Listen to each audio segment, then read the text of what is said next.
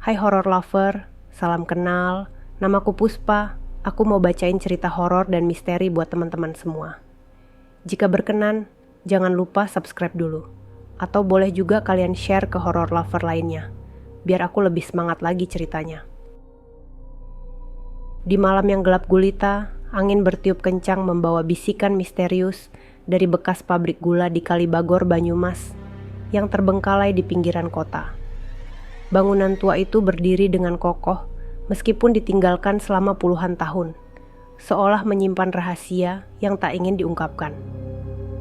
Pabrik gula ini menjadi subjek berbagai cerita horor yang menghantui warga sekitar, terutama tentang penampakan hantu noni Belanda dan sosok hitam tinggi besar seperti genderuwo. Viko, Wahyu, dan Jalu sering mendengar cerita-cerita tersebut dari warga yang gemar bercerita di warung kopi. Mereka adalah sahabat karib yang selalu penasaran dan ingin membuktikan bahwa cerita-cerita itu hanyalah mitos belaka.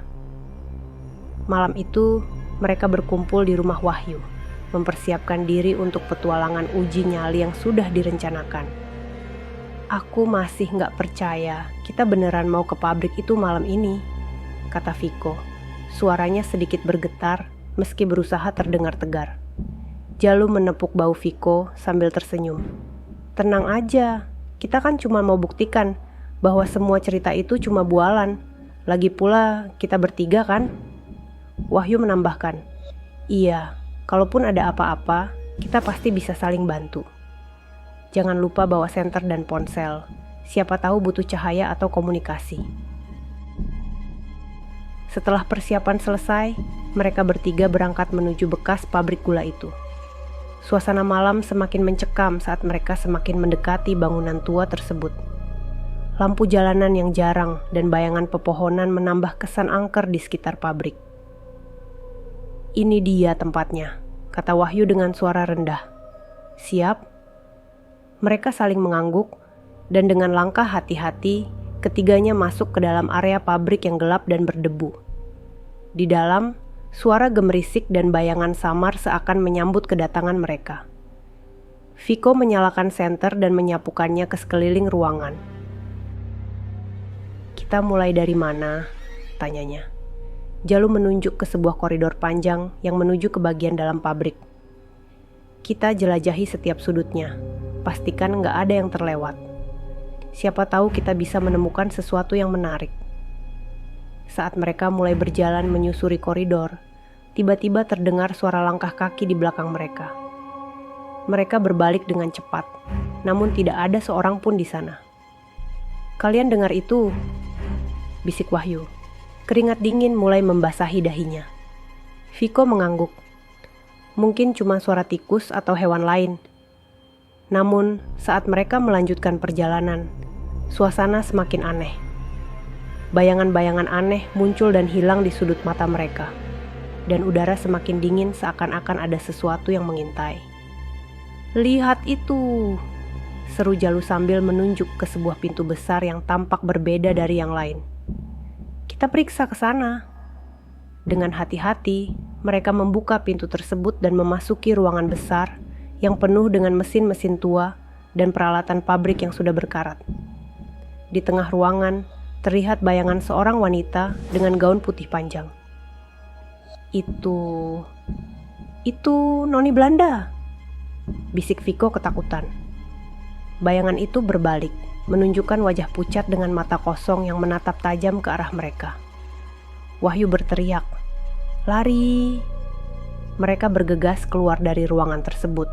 Namun pintu tiba-tiba tertutup dengan keras di belakang mereka, membuat suasana semakin mencekam. Jalu menyalakan ponselnya dan mencoba mencari sinyal, namun tidak berhasil. Kita terjebak, kata Jalu dengan suara gemetar. Apa yang harus kita lakukan sekarang? Tiba-tiba, suara langkah berat terdengar mendekat dari arah koridor. Sosok hitam tinggi besar muncul dari kegelapan, dengan mata merah menyala dan taring tajam yang terlihat jelas. Itu genderuwo! Seru Wahyu. Suaranya hampir tak terdengar karena ketakutan yang luar biasa. Mereka terpojok di sudut ruangan. berusaha mencari cara untuk bertahan hidup dari teror makhluk yang tak kasat mata itu. Ketakutan merayapi setiap inci tubuh mereka saat mereka berusaha berpikir cepat. Viko mengingat sesuatu yang pernah ia baca tentang menghadapi makhluk supranatural.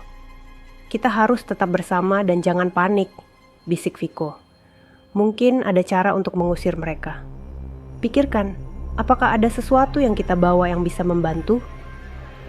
Wahyu meraba-raba tasnya dengan tangan gemetar dan menemukan sebuah botol kecil berisi garam.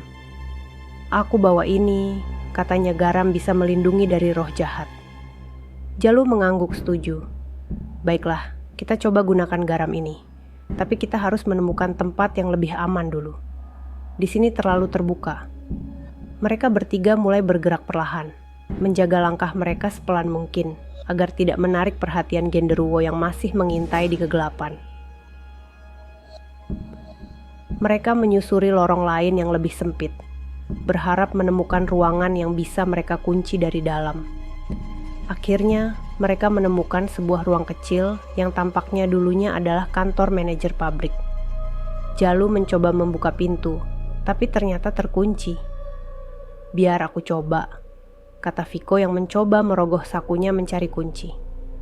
Ternyata, kunci yang dia bawa dari rumah Wahyu bisa membuka pintu itu. Mereka segera masuk dan mengunci pintu dari dalam. Wahyu menaburkan garam di depan pintu dan jendela, berharap bisa memberikan perlindungan. "Oke, kita aman sementara," kata Viko sambil menarik napas lega. "Tapi kita nggak bisa di sini selamanya. Kita harus mencari cara keluar dari pabrik ini." Tiba-tiba, suara ketukan keras terdengar di pintu. Suara itu membuat jantung mereka berdegup lebih kencang. "Kita nggak bisa biarkan mereka masuk," bisik Jalu. Namun, suara itu diikuti dengan suara lain yang lebih lembut. Suara seorang wanita yang menangis. "Tolong, bantu aku." Wahyu menatap yang lain. Wajahnya penuh keraguan. "Apa kita harus buka pintu? Bagaimana kalau itu jebakan?" Viko berpikir sejenak, mencoba mengenali suara itu. "Kita nggak bisa abaikan kalau ada yang butuh bantuan. Tapi kita harus sangat hati-hati." Mereka mendekati pintu dengan hati-hati. Jalu bertanya dengan suara keras, "Siapa di luar? Kenapa kamu di sini?" Suara wanita itu menjawab dengan suara lirih, "Namaku Maya. Aku terjebak di sini seperti kalian. Tolong, aku nggak bisa keluar sendirian." Viko dan Wahyu saling pandang, mencoba menilai apakah mereka bisa mempercayai suara tersebut. Akhirnya, dengan sangat hati-hati, mereka membuka sedikit pintu dan melihat seorang wanita muda berdiri di luar. Wajahnya pucat dan penuh ketakutan. "Cepat masuk," bisik Jalu, sambil memastikan pintu segera ditutup kembali setelah Maya masuk. Maya duduk di lantai, napasnya tersengal-sengal. "Terima kasih. Aku sudah berkeliling tempat ini berjam-jam dikejar makhluk itu.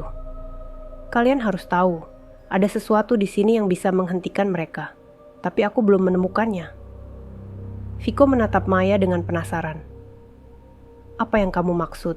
Sesuatu yang bisa menghentikan mereka?" Maya mengangguk. "Ada cerita lama tentang kalung yang diberkati, tersembunyi di suatu tempat di pabrik ini. Kalung itu bisa mengusir roh jahat. Kita harus menemukannya sebelum terlambat." Viko, Wahyu, Jalu, dan Maya berdiskusi sejenak, mencoba memikirkan langkah selanjutnya. Mereka tahu mereka tidak bisa berdiam diri di ruangan kecil ini selamanya, dan harapan untuk menemukan kalung pemberkat memberi mereka dorongan untuk terus bergerak. "Baiklah, kita harus mulai mencari," kata Viko dengan suara tegas. "Maya, apakah kamu punya petunjuk di mana kalung itu bisa berada?" Maya menggelengkan kepala dengan lemah. "Aku hanya tahu dari cerita yang aku dengar. Katanya, kalung itu disembunyikan di tempat yang paling suci di pabrik ini. Mungkin ruang utama tempat mereka dulu memproses gula." Jalu menatap peta tua pabrik yang tergantung di dinding. "Kalau begitu, Kita harus ke ruang utama, tapi kita harus hati-hati. Makhluk itu pasti masih berkeliaran. Dengan tekad yang kuat, mereka membuka pintu dengan hati-hati dan melangkah keluar, kembali menyusuri lorong-lorong gelap pabrik. Suara langkah kaki mereka terdengar samar, menambah ketegangan dalam setiap langkah. Saat mereka mendekati ruang utama, suara gemeretak dan bisikan aneh semakin keras terdengar. Wahyu menggenggam botol garamnya lebih erat, siap menggunakannya kapan saja. "Lihat, itu pintunya," bisik Viko sambil menunjuk ke sebuah pintu besar di ujung lorong. Namun, sebelum mereka bisa mendekat, tiba-tiba sosok hitam besar genderuwo muncul di hadapan mereka. Matanya menyala merah di kegelapan. Maya berteriak, "Lari!" Mereka berlari sekuat tenaga, mencari tempat untuk bersembunyi. Jalu menemukan sebuah pintu kecil yang terbuka dan mengarahkan yang lain ke sana. Mereka segera masuk dan menutup pintu, berharap makhluk itu tidak melihat mereka. Di dalam ruangan kecil itu, mereka bernafas lega sejenak. Wahyu menatap yang lain. "Kita nggak bisa terus begini. Kita harus hadapi makhluk itu, atau kita nggak akan pernah menemukan kalungnya." Maya mengangguk setuju. "Aku pernah dengar kalau makhluk seperti itu bisa diusir dengan mantra tertentu. Tapi kita harus menemukan tempat yang aman untuk melakukannya." Viko menatap ruangan tempat mereka bersembunyi. "Bagaimana kalau kita mencoba di sini? Tempat ini cukup tertutup dan mungkin bisa melindungi kita sementara." Mereka mulai mencari di sekitar ruangan, mencoba menemukan bahan-bahan yang bisa membantu mereka. Jalu menemukan sebuah buku tua yang tampaknya berisi mantra-mantra kuno. "Lihat ini," kata Jalu sambil membuka buku itu. "Mungkin ada sesuatu di sini yang bisa kita gunakan." Wahyu mulai membaca mantra yang tertulis di halaman tersebut. Suaranya gemetar tapi tegas. "Aku harap ini berhasil," gumamnya. Tiba-tiba, suara gemertak keras terdengar dari luar pintu. Genderuwo mencoba masuk. Maya menaburkan garam di sekitar mereka, berharap itu bisa menahan makhluk itu sementara. "Cepat, lanjutkan mantranya," serunya. Wahyu melanjutkan membaca, suaranya semakin kuat. Cahaya samar mulai muncul dari halaman buku, memberikan sedikit harapan di tengah kegelapan. Cahaya samar dari halaman buku mulai semakin terang, memberikan secercah harapan di tengah kegelapan. Wahyu melanjutkan membaca mantranya dengan lebih tegas, sementara Viko, Jalu, dan Maya berdiri melingkar, menjaga agar garam tetap berada di sekitar mereka. "Makhluk ini tidak akan menyerah begitu saja," kata Viko dengan suara pelan namun tegas. "Kita harus tetap bersatu dan kuat." Suara gemeretak di luar pintu semakin keras. Genderuwo tampaknya semakin marah, mencoba menembus perlindungan mereka. Namun, cahaya dari buku mulai membentuk sebuah lingkaran pelindung di sekitar mereka, menahan makhluk itu sementara. Maya menatap buku itu dengan penuh harapan. "Teruskan, Wahyu. Aku merasa ada sesuatu yang berubah." Wahyu melanjutkan mantra itu, sementara Jalu mengamati pintu dengan cemas. "Apa yang terjadi di luar sana? Kita harus cepat." Setelah beberapa saat, suara gemeretak itu mulai mereda. Genderuwo tampaknya mundur, tertahan oleh kekuatan mantra. Viko menghela napas lega, namun mereka tahu ini hanya sementara. "Kita harus segera ke ruang utama dan menemukan kalung itu," kata Jalu dengan tegas. "Mantra ini tidak akan bertahan lama." Mereka melangkah keluar dari ruangan kecil itu dengan hati-hati, menjaga agar lingkaran pelindung tetap utuh. Mereka bergegas menuju ruang utama, berharap makhluk itu tidak kembali menyerang. Saat mereka mencapai pintu besar ruang utama, mereka merasakan getaran aneh di udara. Maya menatap mereka dengan mata penuh ketakutan, namun juga tekad. "Ini dia. Kita harus menemukan kalungnya di sini." Mereka memasuki ruang utama dengan hati-hati, menyapu ruangan dengan senter. Mesin-mesin tua dan peralatan pabrik berkarat berdiri diam, seolah menunggu sesuatu. Di tengah ruangan, mereka melihat sebuah altar kecil yang tampaknya digunakan untuk upacara keagamaan. Mungkin kalungnya ada di sana, bisik Viko sambil menunjuk ke arah altar. Mereka bergegas menuju altar, namun tiba-tiba sosok putih noni Belanda muncul di depan mereka. Wajahnya pucat dan matanya kosong menatap tajam. Wahyu meraih botol garamnya lagi, siap menggunakannya jika diperlukan. "Kita tidak punya banyak waktu," kata Maya dengan suara gemetar. "Cepat, cari kalungnya." Jalu menggeser beberapa benda di altar dan menemukan sebuah kotak kecil berukir. Dengan hati-hati, dia membuka kotak itu dan menemukan sebuah kalung berkilau dengan liontin berbentuk salib. "Ini dia," seru Jalu sambil mengangkat kalung itu.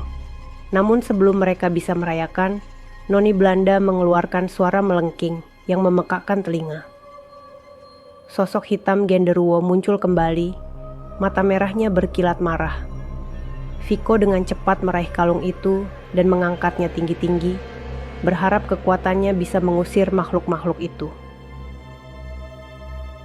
"Dengan kekuatan kalung ini, aku memerintahkan kalian untuk pergi," seru Viko dengan suara tegas. Cahaya terang menyebar dari kalung, melingkupi seluruh ruangan. Noni Belanda dan Genderuwo mengeluarkan suara menyakitkan, sebelum akhirnya menghilang dalam sekejap, meninggalkan ruangan dalam keheningan. Mereka semua terdiam sejenak, tidak percaya apa yang baru saja terjadi. Maya menghela napas lega, matanya berkaca-kaca. "Kita berhasil. Terima kasih semuanya." Namun, sebelum mereka bisa benar-benar merasa aman, terdengar suara aneh dari sudut ruangan. Suara gemeretak dan bisikan kembali. Kali ini lebih halus namun jelas. "Apa itu?" bisik Wahyu. Ketakutan kembali merayap di wajahnya. Mereka menoleh dan melihat bayangan lain yang bergerak di kegelapan. Meskipun berhasil mengusir noni Belanda dan Genderuwo, ternyata pabrik ini masih menyimpan lebih banyak rahasia dan makhluk yang menunggu. Apakah mereka benar-benar aman sekarang? Atau ada ancaman lain yang belum terungkap?